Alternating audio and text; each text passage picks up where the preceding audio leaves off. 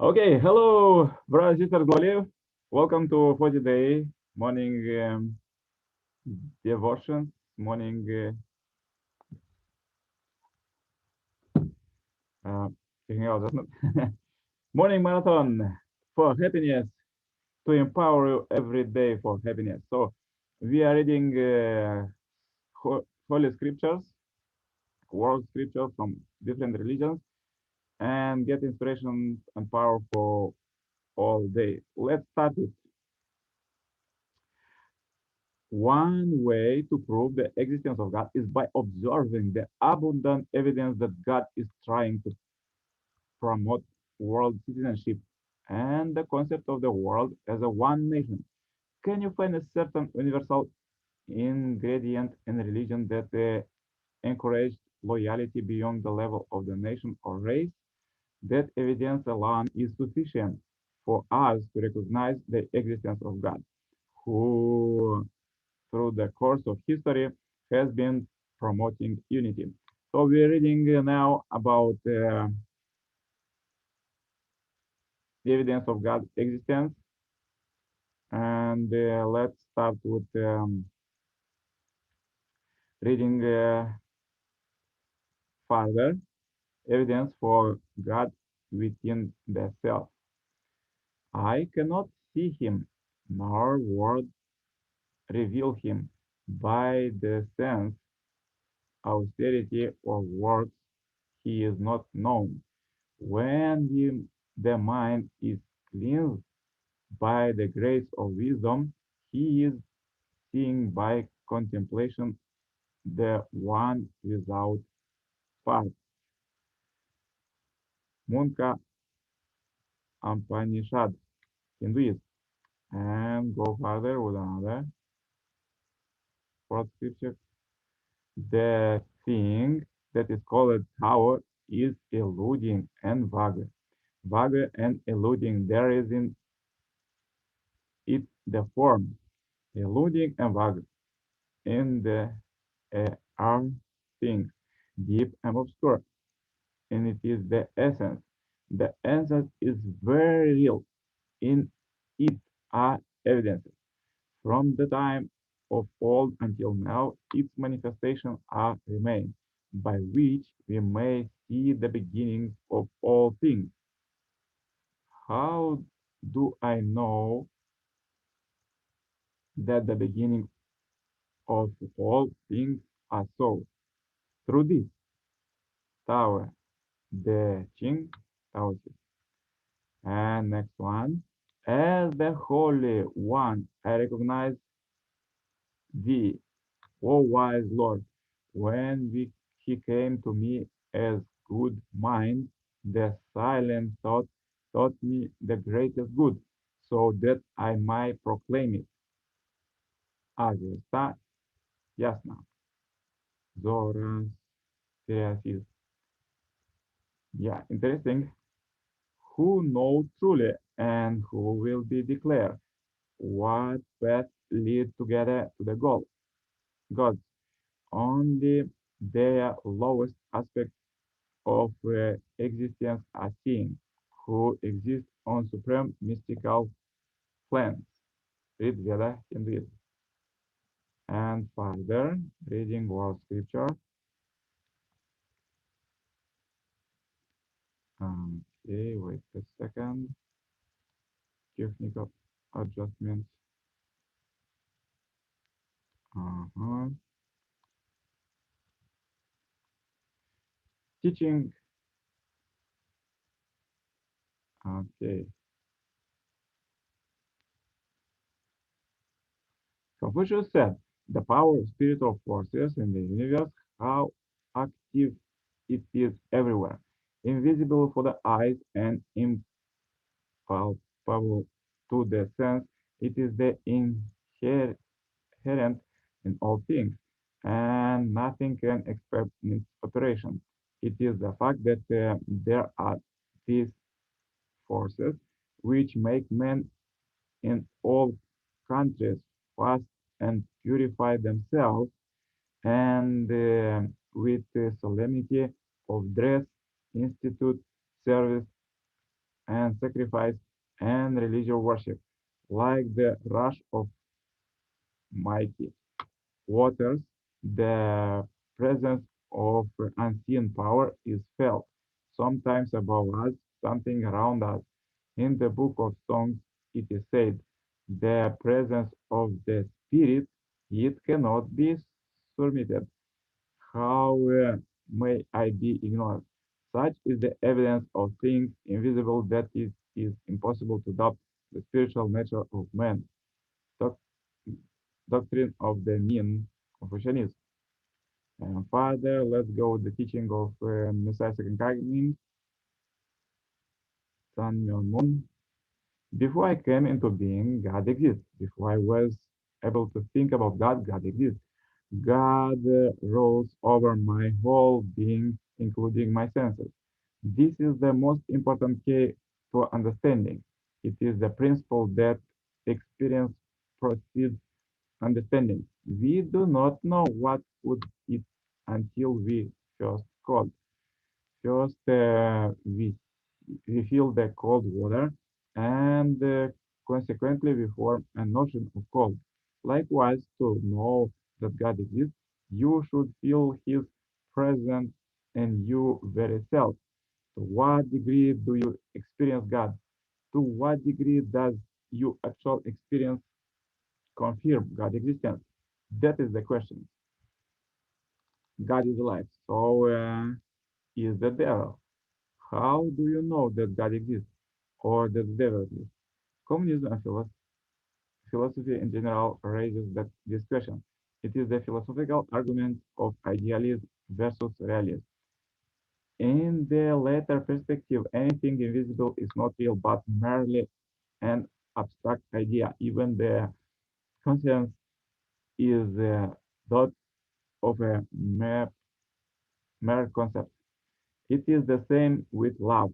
Love is also an abstract idea. From that point of view, yet in truth, love is not an idea. Love connects with everything in our actual life. Yeah, this is very interesting. Love connects with everything in our actual life. Do you have love? Do you have life? Do you have lineage and conscience? Then, have you ever seen love? Can you see life, lineage, or conscience? You know this exists, but you must acknowledge that you cannot see or touch them. You know them because you sense them until you mind. A similar logic applies to the question of whether God exists or whether a person can see God. Anyone can recognize God and confirm that He exists. Once God comes into your heart knows Him. Just as you understand the true meaning of filial piety only after having your own children, you can sense the value of your faith and experience the concrete existence of God only after you have put your faith into practice. Had humans not fallen, no one would question whether God exists. Each of us would know the answer through your original mind. Had humans been born from good parents whose original nature was fully developed, they would know God's existence naturally from birth. Doesn't a baby emerge from the womb knowing how to suck its mother breast? When the newborn is presented with the breast, it begins sucking instinctively. Likewise, had the human fall not occurred, we know instinctively know God. We would instinctively know God. Firmly relating with Him, we would know how to solve any problem and understand the right path to follow. However, because of the fall, that original relationship was forgotten. Humankind created a world in which people doubt the existence of God. This is indeed a miserable situation, just as An electron revolve around the proton. Human beings are made to revolve around the God. God can pursue the providence of for restoration because the human mind as an electron naturally relates to God's mind as its nucleus and proton. Hence, when we search for the truth, even all by ourselves, we begin to feel the vibration of God's life and the harmony of God's love. What is the world we long for our hearts? It is not the world that we perceive through the outward five senses, nor it is the world created by concepts. We long for the world of heart, fill it with God's love. In that world, we can feel the love of God in even the smallest subatomic particle. You must experience this world. Jesus said, "He would who has ears to hear will hear." You cannot experience this multidimensional, transcendent world with your everyday feelings. God's true homeland is the spirit world. If you want to truly know God, first know the spirit world where God lives and works. Yes, that is the teaching for today. So interesting. We read it that God is everywhere in our senses here and is transcendence time and space. And yeah, most important is that we are reading that is in ourselves and he is teaching always us. I experienced yesterday a very interesting day as we read about God's existence. And as I said, I wrote one book, God Existence, Evidence of God's Existence Now, and Global God Trends. And that's very interesting that we could feel it every day. And as scientists said that 90% of our time during the day we are discussing with ourselves and we have this idea, that idea, that idea, and we always like if you touch something, we go something. Every action that we do, we could do it as usual, or we could ask God how to do it better. And this helped me yesterday to feel it better and understand the situation better and make a best decisions. And this I want to inspire you today. Please practice this and try to feel it since as scientists said that 80% from spiritually said that 80% from our thoughts is not our but are tips from spiritual world. So some tips came from God, and that's most important to understand it. That as is He is written that and even to subatomic particles, we're supposed to understand it, and we will understand clearly the things and clearly the situation, and clearly, and by asking God, we could develop it better, as Thomas Edison say in the yesterday meeting. You could see it on our channel and read it, and make a lot of good invention in your life, uh, earn more money and be more happy, and most important, be in love because we was um, give birth, we was born by love, and we was raised by love of our parents, and we live in love in our family with our spouses and with our children. And yeah, wish you for today a great day, brothers and sisters.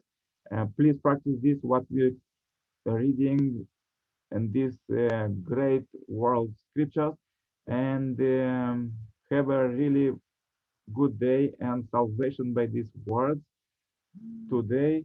And Yeah, technical adjustment. And yes, please make morning exercise and contact me anytime to join Building Family Kingdom. We have a lot of volunteer positions. Also, you could make a donation and contact for counseling. And also, you may invite me as a guest speaker at your online or offline event. So make morning exercise. Stay strong in this uh, interesting era, and wish you all the best.